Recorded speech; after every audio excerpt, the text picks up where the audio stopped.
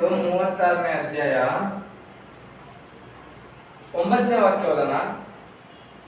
ನಿನ್ನ ಬಳಿಯಲ್ಲಿ ಜೀವದ ಬುಗ್ಗೆ ಉಂಟಲ್ಲ, ನಿನ್ನ ತೇಜಸ್ಸು ನಮಗೆ ಬೆಳಕು ಕೊಡುತ್ತದೆ. ಸಾಕು. ಹಲ್ಲೆಲೂಯಾ.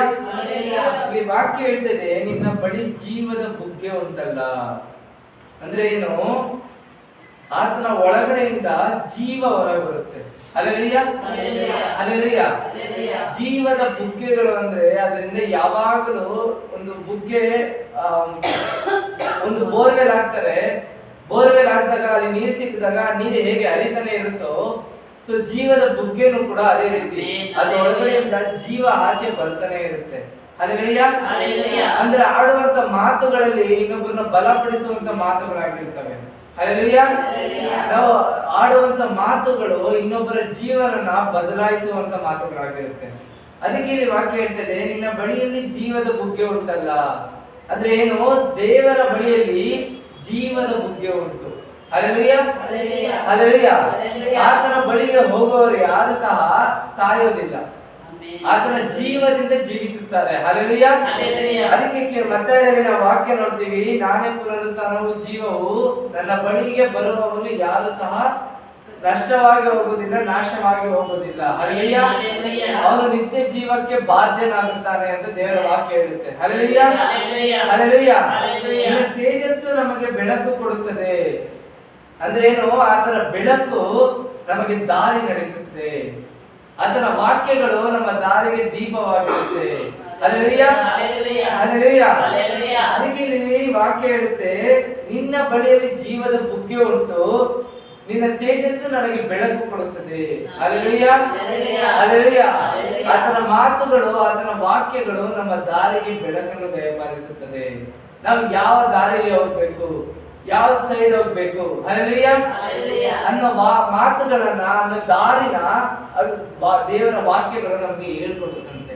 ಹಲ್ಲೆಲೂಯಾ. 10ನೇ ವಾಕ್ಯ ಓದೋಣ. ನಿನ್ನನ್ನು ಅರಿತವರಿಗೆ ನಿನ್ನ ಪ್ರೀತಿಯನ್ನು ಯಾವಾಗಲೂ ದಯಪಾಲಿಸು. ಸಾಕು. ಹಲ್ಲೆಲೂಯಾ. ಈಗ ನಾವು ಮೇಲೆ ನೋಡ್ತೀವಿ, ನಿನ್ನ ಬಳಿಯಲ್ಲಿ ಜೀವದ ಬುಗ್ಗೆ ಉಂಟಲ್ಲ, ನಿನ್ನ ತೇಜಸ್ಸು ನಮಗೆ ಬೆಳಕು ಕೊಡುತ್ತದೆ. ಹಲ್ಲೆಲೂಯಾ. ಅದು ಯಾರಿಗೆ ಕೊಡುತ್ತದೆ? ನಿನ್ನನ್ನು ಅರಿತವರಿಗೆ. ಹಲ್ಲೆಲೂಯಾ.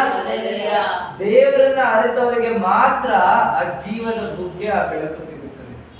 ಹಲ್ಲೆಲೂಯಾ. ಅದೇ ಇಲ್ಲಿ ವಾಕ್ಯ ಹೇಳ್ತಿದೆ, ಅರಿತವರಿಗೆ ನಿನ್ನ ಪ್ರೀತಿಯನ್ನು ಯಾವಾಗಲೂ ದಯಪಾಲಿಸು. ನಿನ್ನನ್ನು ಅರಿತವರಿಗೆ ಮಾತ್ರ ನಿನ್ನ ಜೀವವನ್ನು ನೀನು ದಯಪಾಲಿಸು. ನಿನ್ನ ಅರಿತವರಿಗೆ ಮಾತ್ರ ಅವರು ಹೋಗುವಂತ ದಾರಿಗೆ ಬೆಳಕನ್ನು ದಯಪಾಲಿಸು. ಹಲ್ಲೆಲೂಯಾ. ನಾವು ಎಷ್ಟು ಜನ ದೇವರನ್ನ ಅರಿತಿದ್ದೀವಿ? ಈ ದಿನ ನಾವು ಎಷ್ಟು ಜನ ದೇವರನ್ನ ಅರಿತಿದ್ದೀವಿ? ಹಲ್ಲೆಲೂಯಾ. ಆತನ ಪ್ರೀತಿಗಾಗಿ ಹಂಬಲಿಸ್ತೀವಿ, ಆತನ ಕರುಣೆ ತೋರಿಸ್ಲಿ ಅಂತ ಕಾಯ್ತಾ ಇರ್ತೀವಿ, ನಮ್ಮ ಪ್ರಾರ್ಥನೆಯನ್ನ ಆತನ ಕೇಳಿ ಅಂತ ನಾವು ಕಾಯ್ತಾ ಇರ್ತೀವಿ. ಎಷ್ಟು ಜನ ಆತನ ಪ್ರೀತಿನ ಹೊಂದ್ಕೊಂಡಿದ್ದೀವಿ? ಎಷ್ಟು ಜನ ಆತನ ಪ್ರೀತಿನ ನಾವು ಅರ್ಥಕೊಂಡಿದ್ದೀವಿ? ಹಲ್ಲೆಲೂಯಾ. ಹಲ್ಲೆಲೂಯಾ. ಆತನ ಪ್ರೀತಿ ಏನು ಅನ್ನೋದು ನಾವು ಅರ್ತಿದೀವ? ಹಲ್ಲೆಲೂಯಾ. ಆತನ ಪ್ರೀತಿಯನ್ನ ನಾವು ಅರ್ತಿದೀವ? ಅರ್ತಿಲ್ಲ. ಯಾಕೆ ಅಂದ್ರೆ ಆತನ ಪ್ರೀತಿ ಅಪಾರವಾಗಿದೆ. ಹಲ್ಲೆಲೂಯಾ. ಆತನ ಪ್ರೀತಿ ಅಪಾರವಾಗಿದೆ ಅಂತ ದೇವರ ವಾಕ್ಯ ಹೇಳುತ್ತೆ. ಎಷ್ಟು ಅಪಾರವಾಗಿದೆ ಅಂದ್ರೆ, ನನಗೋಸ್ಕರ ನಿಮಗೋಸ್ಕರ ಶಿಲುಬೆ ಮೇಲೆ ತಪ್ಪೇ ಮಾಡಿಲ್ಲ ಅಂದ್ರೂ ಪ್ರಾಣ ಕೊಡುವಷ್ಟು ಅಪಾರವಾಗಿದೆ. ಹಲ್ಲೆಲೂಯಾ. ಹಲ್ಲೆಲೂಯಾ. ಏನು ತಪ್ಪು ಮಾಡಿಲ್ಲ ಅಂದ್ರೂ ರಕ್ತ ಬರೋ ಹಾಗೆ ಒದೆ ತಿನ್ನುವಷ್ಟು ಪ್ರೀತಿ, ಆತನ ಪ್ರೀತಿ ನಮ್ಮ ಮೇಲೆ ಅಪಾರವಾಗಿದೆ. ಹಲ್ಲೆಲೂಯಾ. ಹಲ್ಲೆಲೂಯಾ. ಜನ ಅವರ ಮುಖಕ್ಕೆ ಉಗಿದ್ರು ಸಹ ಏನು ಮಾತಾಡಿರ ಅದನ್ನ ಒರೆಸ್ಕೊಂಡು ಶಿಲುಬೆನ ಹೊತ್ಕೊಂಡು ಹೋಗುವಷ್ಟು ಅಪಾರವಾಗಿ ಆತನ ಪ್ರೀತಿ ಇದೆ. ಹಲ್ಲೆಲೂಯಾ. ಆ ಪ್ರೀತಿನ ನಾವು ಅರಿತಾನೇ ಇಲ್ಲ. ಯಾಕಂದ್ರೆ ನಮ್ಗೆ ಆ ಪ್ರೀತಿ ಅರ್ಥನೇ ಆಗ್ತಾ ಇಲ್ಲ. ಹಲ್ಲೆಲೂಯಾ. ಹಲ್ಲೆಲೂಯಾ. ನಮಗೆ ಏನು, ನಮಗೆ ನಮ್ಮ ಮುಂದೆ ಇರುವಂತ ಕಷ್ಟಗಳು ಅರ್ಥ ಆಗುತ್ತೆ, ನಮಗೆ ನಮ್ಮ ಮನೆಯಲ್ಲಿ ಇರುವಂತ ಸಮಸ್ಯೆಗಳು ಅರ್ಥ ಆಗುತ್ತೆ, ನಮಗೆ ನಮ್ಮೊಳಗಡೆ ಇರುವಂತ ಸಮಸ್ಯೆಗಳು ಅರ್ಥ ಆಗುತ್ತೆ. ಆದ್ರೆ ಅದನ್ನ ವಾಸಿ ಮಾಡೋದಕ್ಕೆ ಶಕ್ತನಾಗಿರುವಂತ ದೇವರ ಪ್ರೀತಿಯ ಬಗ್ಗೆ ನಮಗೆ ಅರ್ಥ ಆಗಲ್ಲ. Hallelujah, hallelujah. ಯಾಕೆ ಅಂದ್ರೆ ನಾವು ನಮ್ಮ ಪ್ರಾಬ್ಲಮ್ ನ ದೇವರಿಗಿಂತ ದೊಡ್ಡದಾಗಿ ನೋಡ್ತೀವಿ. Hallelujah, hallelujah. ಅದಕ್ಕೆ ಆತನ ಪ್ರೀತಿನ ನಾವು ಅರಿಯದೆ ಹೋಗಿದ್ದೀವಿ. ಹಾಗೆ ಕೆಳಗಡೆ ಹೋಗೋಣ. ಯಥಾರ್ಥ ಚಿತ್ತರಿಗೆ ನ್ಯಾಯವನ್ನು ನಿರಂತರವೂ ಅನುಗ್ರಹಿಸು. ಸಾಕು. ಹಲ್ಲೆಲೂಯ. ಇಲ್ಲಿ ವಾಕ್ಯ ಹೇಳ್ತದೆ, ಯಥಾರ್ಥ ಚಿತ್ತರಿಗೆ ನಿನ್ನ ನ್ಯಾಯವನ್ನು ಅನುಗ್ರಹಿಸು, ನಿರಂತರವಾಗಿ ಅನುಗ್ರಹಿಸು. ಯಥಾರ್ಥ ಚಿತ್ತರು ದೇವರನ್ನು ನೋಡುವರು ಅಂತ ನಾವು ದೇವರ ವಾಕ್ಯದಲ್ಲಿ ನಾವು ನೋಡ್ತೀವಿ. ಹಲ್ಲೆಲೂಯ. ಏನಕ್ಕೆ ಆತನು ಯಥಾರ್ಥರನ್ನು ಏನಕ್ಕೆ ಅಷ್ಟೊಂದು ಇಷ್ಟಪಡ್ತಾರೆ ಅಂದ್ರೆ ಅವರು ಹಗಲಿರುಳು ಆತನೊಬ್ಬರನ್ನೇ ಧ್ಯಾನಿಸುತ್ತಾರೆ. Hallelujah, hallelujah. ಆತನಿಗೆ ಅಂತವರಿಗೆ ನ್ಯಾಯವನ್ನು ದೇವರು ತೀರಿಸೋದಕ್ಕೆ ಶಕ್ತನಾಗಿದ್ದಾನೆ. ಹಲ್ಲೆಲೂಯ. ಯಾಕೆ ಅಂದ್ರೆ ಅವರಿಗೆ ದೇವರ ಪ್ರೀತಿ ಏನು ಅನ್ನೋದು, ಅವರು ದೇವರ ಪ್ರೀತಿನ ಅರ್ಥವರಾಗಿದ್ದಾರೆ. ಅದಕ್ಕೆ ಹಲ್ಲೆಲೂಯ, ಹಲ್ಲೆಲೂಯ. ಅರೆ ನಾವೆಂತವರಾಗಿದ್ದೀವಿ? ಮೊದಲನೇ ವಾಕ್ಯವಾದ ಪಾಪವು ದುಷ್ಟನ ಮನಸ್ಸಿನೊಳಗೆ ನುಡಿಯುತ್ತಿರುವುದರಿಂದ ಅವನ ಕಣ್ಣೆದುರಿಗೆ ದೇವರ ಭಯವೇ ಇಲ್ಲ. ಸಾಕು. ಹಲ್ಲೆಲೂಯ. ನಾವು ಎಂತವರಾಗಿದ್ದೀವಿ? ನಮ್ಮ ಮನಸ್ಸಲ್ಲಿ ಪಾಪ ಇದ್ರು ನಮ್ಗೆ ದೇವರ ಭಯನೇ ಇಲ್ದಿರೋಂತವ್ರು ನಾವಾಗಿದ್ದೀವಿ. ಹಲ್ಲೆಲೂಯ. ನಾವು ಏನಕ್ಕೆ ದೇವರ ಪ್ರೀತಿನ ಅರ್ಥಕೊಳ್ಳೋದಕ್ಕೆ ನಮ್ಮಿಂದ ಆಗ್ತಾ ಇಲ್ಲ? ಯಾಕೆಂದ್ರೆ ನಮ್ಮಲ್ಲಿ ದೇವರ ಭಯ ಇಲ್ಲ. ಹಲ್ಲೆಲೂಯ. ಈ ವಾಕ್ಯ ಹೇಳ್ತದೆ, ಅವನ ಕಣ್ಣೆದುರಿಗೆ ದೇವರ ಭಯವೇ ಇಲ್ಲ. ಹಲ್ಲೆಲೂಯ. ಆದ ಕಾರಣ ಅವನಿಗೆ ದೇವರ ಪ್ರೀತಿಯ ಅರಿವೇ ಇಲ್ಲ. ಹಲ್ಲೆಲೂಯ. ಎರಡನೇ ವಾಕ್ಯ ಹೋಗೋಣ. ಅದು ಅವನನ್ನು ವಂಚಿಸಿ ತಪ್ಪು ಬಯಲಿಗೆ ಬರುವುದಿಲ್ಲ, ಏವಾಗುವುದಿಲ್ಲ ಎಂದು ಊದಿ ಬಿಡುತ್ತಿದೆ. ಸಾಕು. Hallelujah, hallelujah. ಕೃಷ್ಣನ ಏನ್ ಮಾಡ್ತಾನೆ? ನಮ್ಮ ಮನಸ್ಸೊಳಗಡೆ ಬಂದು ನಮ್ಮನ್ನ ಕಂಟ್ರೋಲ್ ಮಾಡ್ಕೊಂಡು, ಮಾಡೋ ತಪ್ಪೇನು ಗೊತ್ತಾಗಲ್ಲ, ಮಾಡು. ಹಲ್ಲೆಲೂಯ. ನೀನು ಮಾಡೋ ತಪ್ಪು ಏನು ಗೊತ್ತಾಗಲ್ಲ, ಮಾಡು, ಇದೆಲ್ಲೂ ಆಚೆ ಬರಲ್ಲ. ಹಲ್ಲೆಲೂಯ, ಹಲ್ಲೆಲೂಯ ಅಂತ ಹೇಳಿ ನಮ್ಮ ಮನಸ್ಸನ್ನ ಕಂಟ್ರೋಲ್ಗೆ ತಗೋತಾನೆ. ಹಲ್ಲೆಲೂಯ. ಯೇಸು ಸ್ವಾಮಿ 40 ದಿನ ಉಪವಾಸ ಮಾಡಬೇಕಾದ್ರೆ ಸೈತಾನ ಬರ್ತಾನೆ, ಬಂದು ಶೋಧನೆ ಮಾಡ್ತಾನೆ ದೇವರನ್ನ. ಹಲ್ಲೆಲೂಯ. ಶೋಧಿಸ್ತಾನೆ ದೇವರನ್ನ. ಅರೆ ದೇವರು ಹೇಳ್ತಾರೆ, ನಾನು ಶೋಧನೆಗೆ ಬಿಡೋದಿಲ್ಲ. ಯಾಕೆ ಅಂದ್ರೆ ದೇವರ ವಾಕ್ಯ ಹೇಳುತ್ತೆ, ದೇವರನ್ನು ಪರೀಕ್ಷಿಸಬೇಡ. ದೇವರ ಮಾತುಗಳಿಂದ ಮಾತ್ರ, ರೊಟ್ಟಿಯಿಂದ ಮಾತ್ರ ಅಲ್ಲ, ಆತನ ಮಾತುಗಳಿಂದ ಬದುಕಬಹುದು. ಹಲ್ಲೆಲೂಯ. ಅವನು ಎಲ್ಲಾ ಪ್ರಪಂಚದಲ್ಲಿರೋದನ್ನೆಲ್ಲ ತೋರಿಸಿದ ಮೇಲೆ ದೇವರಿಗೆ ಬಿಟ್ಟು ಬೇರೆ ಯಾರಿಗೂ ಅಡ್ಡ ಬೀಳಬಾರ್ದು ಅಂತ ವಾಕ್ಯ ಬರೆಯುತ್ತೆ. ಹಲ್ಲೆಲೂಯ. ಅಲ್ಲಿ ಸೈತಾನ ಬಂದು ಶೋಧಿಸಿದ್ರು ಸಹ ಆತನ ಹೃದಯ ಏನೋ ಅಂತರಾಳದಲ್ಲಿ ಹೋಗ್ಬೇಕು ಅಂತ ಪ್ರಯತ್ನ ಪಟ್ಟರು ಸಹ ದೇವರು ಅದೇ ಅವನಿಗೆ ಅವಕಾಶ ಕೊಡ್ಲಿಲ್ಲ. Hallelujah, hallelujah. ಆದ್ರೆ ನಾವು ಏನು ಮಾಡ್ತೀವಿ? ಈಸಿಯಾಗಿ ನಾವು ಸೈತಾನನಿಗೆ ಜಾಗ ಕೊಟ್ಬಿಡ್ತೀವಿ. ಯಾಕೆ ಅಂದ್ರೆ ದೇವರ ಭಯ ನಮ್ಮಲ್ಲಿಲ್ಲ. Hallelujah, hallelujah. ಮೂರನೇ ವಾಕ್ಯ ಹೋಗೋಣ. ಅವನ ಬಾಯಿಂದ ಕೆಡುಕು ವಂಚನೆಯು ಬರುತ್ತಿದೆ, ವಿವೇಕ ಮಾರ್ಗವನ್ನು ಪರಿಹಿತವನ್ನು ಬಿಟ್ಟೇ ಬಿಟ್ಟಿದ್ದಾನೆ. ಸಾಕು. ಹಲ್ಲೆಲೂಯ. ವಾಕ್ಯ ಹೇಳ್ತದೆ, ಅವನ ಬಾಯಿಂದ ಕೆಡುಕು ಮತ್ತು ವಂಚನೆ ಬರುತ್ತದೆ. ಇನ್ನೊಬ್ಬರನ್ನ ನಾವು ವಂಚಿಸ್ತೀವಿ. ನಮ್ಮ ಕೆಲಸ ಆಗೋವರೆಗೂ ನಾವು ಇನ್ನೊಬ್ಬರನ್ನ ವಂಚಿಸ್ತೀವಿ. Hallelujah, hallelujah. ನಮ್ಮ ಕೆಲಸ ಆಗೋವರೆಗೂ ನಾವು ಅವರೊಟ್ಟಿಗೆ ಹೇಗ್ ಬೇಕೋ ಅವ್ರು ಮಾತಾಡ್ಕೊಂಡು ಆದ್ಮೇಲೆ ಅವರನ್ನ ತಳ್ಳಿಬಿಡ್ತೀವಿ. Hallelujah, hallelujah. ಏನಕ್ಕೆ? ನಮ್ಮ ಕಣ್ಣೆದುರಲ್ಲಿ ದೇವರ ಭಯ ನಮಗಿಲ್ಲ. ಹಲ್ಲೆಲೂಯ. ಏನಕ್ಕೆ? ನಾವು ದೇವರ ಪ್ರೀತಿನ ಅರ್ಥಕೊಳ್ಳಿಲ್ಲ. Hallelujah, hallelujah. ಅದಕ್ಕೆ ನಮ್ಮ ಬಾಯಿ ಯಾರನ್ನ ವಂಚಿಸಲಿ ಅಂತ ಕಾಯ್ತಾ ಇರ್ತೀವಿ. ನಾವು ಏನಕ್ಕೆ ವಂಚನೆಗೆ ಒಳಗಾಗ್ತೀವಿ? ಸೈತಾನ ನಮಗೆ ನಮ್ಮಲ್ಲಿ ನಾವು ಆರಾಮ ಕೊಟ್ಬಿಡ್ತೀವಿ. Hallelujah, hallelujah. ಆದ ಕಾರಣ ನಾವು ವಂಚನೆಗೆ ಒಳಗಾಗ್ತೀವಿ. ಸೈತಾನ ನಮ್ಮನ್ನ ವಂಚಿಸಿದ್ರೆ ನಾವು ಇನ್ನೊಬ್ಬರನ್ನ ವಂಚಿಸ್ತೀವಿ. ಅವನು ನಮ್ಮ ಹೃದಯದಲ್ಲಿ ಹೋಗಿ ನಮ್ಮ ಮೆದುಳನ್ನ ಕಂಟ್ರೋಲ್ ಮಾಡಿಕೊಂಡು ನೀನ್ ಈ ಕೆಲಸ ಮಾಡು, ನೀನ್ ಈ ಕೆಲಸ ಮಾಡ್ಬೇಡ, ಈ ದಾರಿಲಿ ಹೋಗು, ಈ ದಾರಿಲಿ ಹೋಗ್ಬೇಡ, ನಿನ್ನೆ ದೇವರಿಗೆ ಈ ದಿನ ದೇವರಿಗೆ ಟೈಮ್ ಕೊಟ್ಟಲ್ಲ, ನಾಳೆ ಟೈಮ್ ಕೊಡ್ಬೇಡ, ನಿನ್ನ ಕೆಲಸ ನೋಡು. ದೇವರೇನ್ ಹೇಳಿದ್ದಾರೆ? 6 ದಿನ ಕೆಲಸ ಮಾಡು, 1 ದಿನ ದೇವರ ಹತ್ರ ಬಾ. ಸುಮ್ನೆ 6 ದಿನದಲ್ಲಿ ನೀನೇನಕ್ಕೆ ದೇವರಿಗೆ ಸಮಯ ಕೊಡ್ತೀಯಾ? Hallelujah, hallelujah. ಏನಾದ್ರು ತಪ್ಪು ಮಾಡಿದ್ಮೇಲೆ ದೇವರ ಹತ್ರ ಹೋಗೋದಕ್ಕೆ ನಮ್ಗೆ ನಾಚಿಕೆ ಆಗೋ ತರ ಮಾಡ್ತಾನೆ. ಏನಕ್ಕೆ? ನೀನು ಪಾಪ ಮಾಡ್ಬಿಟ್ಟಿದ್ಯಾ, ದೇವರು ನಿನ್ನ ಪಾಪನ ಕ್ಷಮಿಸಲ್ಲ. ನೀನು ತಪ್ಪು ಮಾಡ್ಬಿಟ್ಟಿದ್ಯಾ, ನೀನು ದೇವರ ಹತ್ರ ಹೋಗ್ಬೇಡ, ಪ್ರಾರ್ಥನೆ ಮಾಡ್ಬೇಡ. ಯಾವ ಮುಖ ಇಟ್ಕೊಂಡು ಪ್ರಾರ್ಥನೆ ಮಾಡ್ತೀಯಾ? ನಿನ್ನ ಪ್ರಾರ್ಥನೆಯನ್ನ ದೇವ್ರು ಕೇಳ್ತಾರೆ ಅಂತ ನೀನು ಅದೆಷ್ಟು ಖಂಡಿತವಾಗಿ ಅನ್ಕೋತೀಯಾ? Hallelujah, hallelujah. ಈ ತರ ನಮ್ಮ ಹೃದಯನ, ನಮ್ಮ ಯೋಚನೆಗಳನ್ನ ವಂಚಿಸ್ತಾರೆ. Hallelujah, hallelujah. ಪೇತ್ರನು ದೇವರನ್ನ ಯಾರು ಅಂತ ಗೊತ್ತಿಲ್ಲ ಅಂತ ಹೇಳುತ್ತಾನೆ ಅಂತ ದೇವರು ಹೇಳಿದಾಗ, ಇಲ್ಲ ದೇವರೇ ನನಗೆ ಹೇಳಲ್ಲ ಅಂತ ಹೇಳ್ತಾನೆ. ಆಗ ದೇವರು ಹೇಳ್ತಾರೆ, ಕೋಳಿ 3 ಸಾರಿ ಕೂಗೋದಕ್ಕಿಂತ ಮುಂಚೆ, ಬೆಳಗ್ಗೆ ಕೂಗೋದಕ್ಕಿಂತ ಮುಂಚೆ ನೀನು 3 ಸಾರಿ ನನ್ಗೆ ಯಾರು ಅಂತ ಗೊತ್ತಿಲ್ಲ ಅಂತ ಹೇಳಿದ್ದೇನೆ. ಹಲ್ಲೆಲೂಯಾ. ಅಲ್ಲಿ ಅವ್ರಿಗೆ ಗೊತ್ತಿಲ್ಲ ಅಂತ ಹೇಳಿದ್ಮೇಲೆ ಕೋಳಿ ಕೂಗುತ್ತೆ.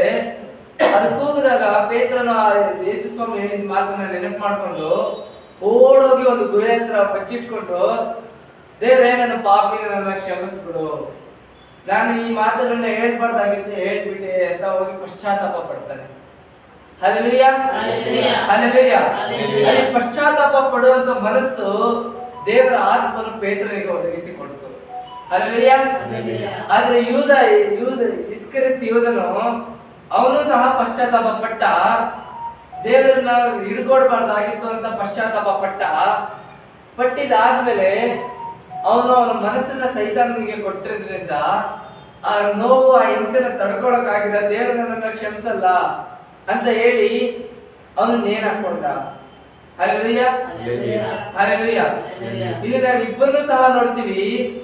ಪೇತ್ರನು ಪಶ್ಚಾತ್ತಾಪ ಪಟ್ಟ, ಇಸ್ಕರಿಯೋತ ಯೂದನು ಪಶ್ಚಾತ್ತಾಪ ಪಡಕ್ ಆಗ್ತೀರಾ ನೇಣು ಹಾಕೊಂಡ. ಹಲ್ಲೆಲೂಯಾ. ಪೇತ್ರನಿಗೆ ಇದ್ದಂತ ನಂಬಿಕೆ ಇಸ್ಕರಿಯೋತ ಯೂದನಿಗೂ ಇತ್ತು. ಪೇತ್ರ ನೋಡಿದಂತ ಅದ್ಭುತ ಕಾರ್ಯಗಳನ್ನ ಇಸ್ಕರಿಯೋತ ಯೂದನು ನೋಡ್ದ. ಯೇಸು ಸ್ವಾಮಿ ಮಾಡಿದಂತ ಎಲ್ಲಾ ಕಾರ್ಯಗಳನ್ನ ಇಸ್ಕರಿಯೋತ ಯೂದನು ಸಹ ನೋಡ್ದ. ಆದ್ರೆ ಪೇತ್ರನಲ್ಲಿದ್ದಂತ ಬುದ್ಧಿ ಇಸ್ಕರಿಯೋತ ಯೂದನಲ್ಲಿ ಇಲ್ಲ. Hallelujah, hallelujah. ಅದಕ್ಕೆ ಯಾಕೆ ಅಂದ್ರೆ ಪೇತ್ರನ ಹತ್ರ ಬಂದು ದೇವರು ಕೇಳ್ತಾರೆ, ನಾನು ಯಾರು ಅಂತ ನೀನು ಅನ್ಕೋತೀಯ? ಆಗ ಪೇತ್ರ ಹೇಳ್ತಾನೆ, ಬರಬೇಕಾಗಿರುವಂತ ಮೆಸ್ಸಿಯನು. ಹಲ್ಲೆಲೂಯಾ. ಯಾಕೆ ಅಂದ್ರೆ ಅವನಿಗೆ ದೇವರ ಪ್ರೀತಿಯ ಅರಿವಾಗಿತ್ತು. ಅದೇ ಅಲ್ಲಿ ಬೇರೆಯವರಿಗೆ ಅರಿವಾಗಿರ್ಲಿಲ್ಲ. ನಾವು ದೇವರ ಬಗ್ಗೆ ತಿಳ್ಕೊಳ್ಳೋದಕ್ಕೋಸ್ಕರ ನಾವು, ಹಲ್ಲೆಲೂಯಾ, ನನ್ನ ದೇಹ ಏನಾಗಿದೆಯಂತೆ? ದೇವರ ಆಲಯ.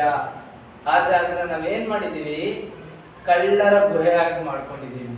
ಸೈತಾನ ಕಳ್ಳರಂತರ ಅವಾಗ ಬರ್ತಾ ಇರ್ತಾನೆ, ಬೇಕಾಗಿರೋದನ್ನೆಲ್ಲ ಒಳಗಡೆ ಇಟ್ಬಿಟ್ಟು ಇವ್ನು ಹೊರಟೋಗ್ಬಿಡ್ತಾನೆ.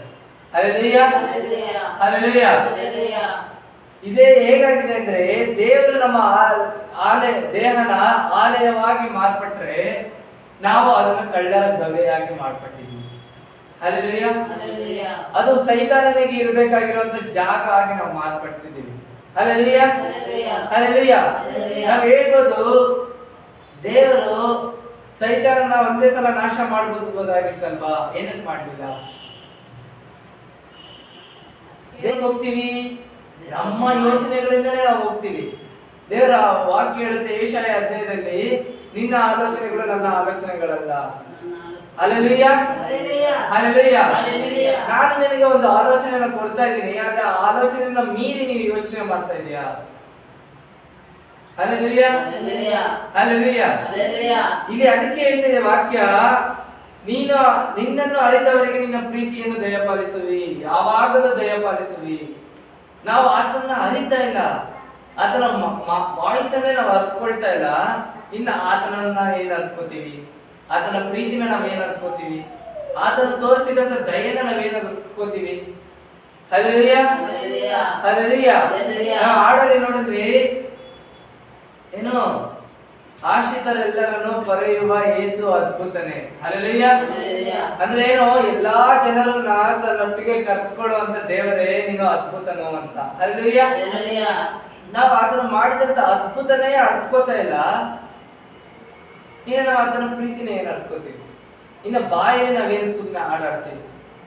Hallelujah hallelujah.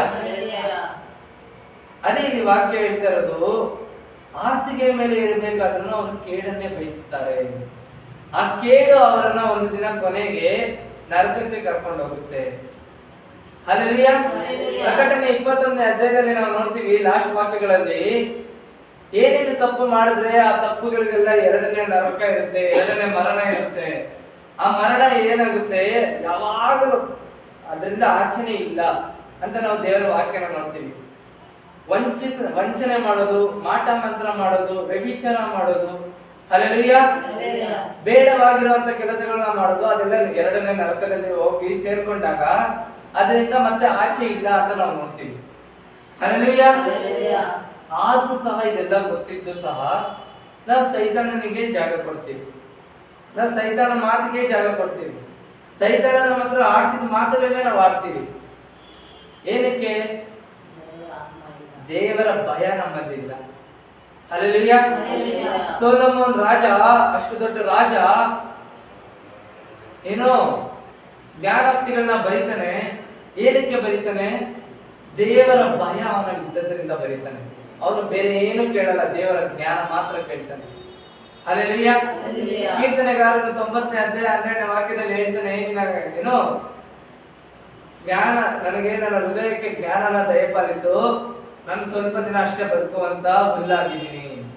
ನಾವು ನೋಡ್ತೀವಲ್ವ, ಒಂದು ಹೂವ ನೋಡ್ತೀವಿ, ಬೆಳಗ್ಗೆ ಅರಳಿ ಸಂಜೆಗೆ ಬಾಡೋಗುವಂತ ಹೂವನ ನಾವು ನೋಡ್ತೀವಿ. ದೇವರ ವಾಕ್ಯ ಹೇಳುತ್ತೆ, ಮನುಷ್ಯನ ಆಯಸ್ಸು ಸಹ ಅದೇ ರೀತಿ ಇದೆ. ಬೆಳಗ್ಗೆ ಎದ್ದವನು ರಾತ್ರಿ ಮನೆಗೆ ಹೋಗದೇ ಇರೋವನು, ಬೆಳಗ್ಗೆ ರಾತ್ರಿ ಮಲಗಿದವನು ಬೆಳಗ್ಗೆ ಎದ್ದೇಳದೇ ಇರೋವನು. ಹಲ್ಲೆಲೂಯಾ. ನಮ್ಮ ಆಯಸ್ಸು ಹೂವಕ್ಕಿಂತ ಕಮ್ಮಿ ಆಗಿದೆ. ಹಲ್ಲೆಲೂಯಾ. ಹೂವಾಗಿಂತ ನಮ್ಮ ಆಯುಷ್ ತುಂಬಾ ಕಮ್ಮಿ ಆಗಿದೆ.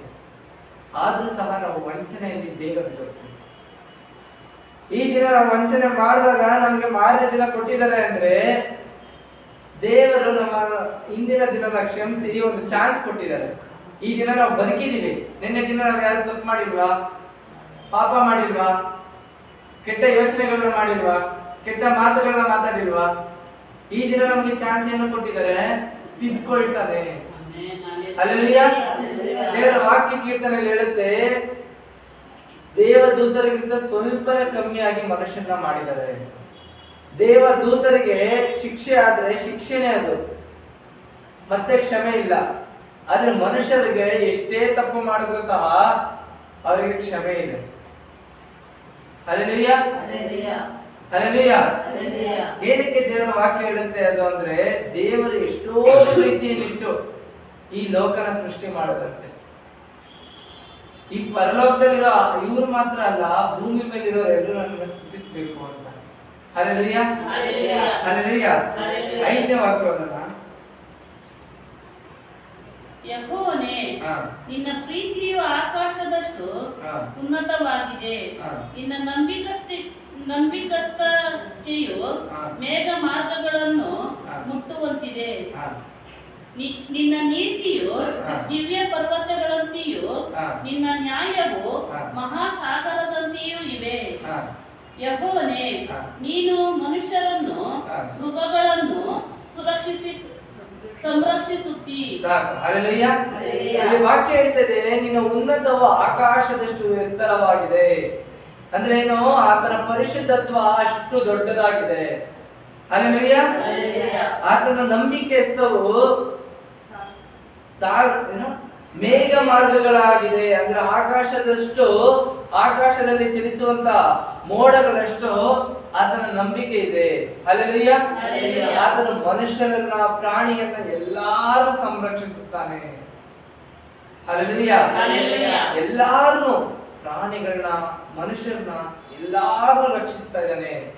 ಆದ್ರೆ ಮನುಷ್ಯ ಮಾತ್ರ ಯಾಕೆ ಇನ್ನೊಬ್ಬರು ನಾಶ ಆಗ್ಲಿ ಅಂತ ಯೋಚಿಸುತ್ತಾರೆ?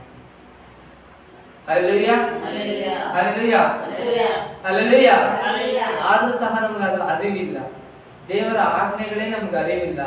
ಇನ್ನು ಆತನ ಪ್ರೀತಿನ ನಾವೇನ್ ಅನ್ಕೊಂಡಿದ್ವಿ? ಮೂಢರಾಗೇ ಇದ್ದೀವಿ. ಹಲ್ಲೆಲೂಯಾ. ಹಲ್ಲೆಲೂಯಾ. ದೇವರ ವಾಕ್ಯ ಅರ್ಥ ಆಯ್ತಾ? ವಾಕ್ಯ ಅರ್ಥ ಆದವರು ವಾಕ್ಯನ ಪ್ರಾರ್ಥನೆ. ಹಲ್ಲೆಲೂಯಾ.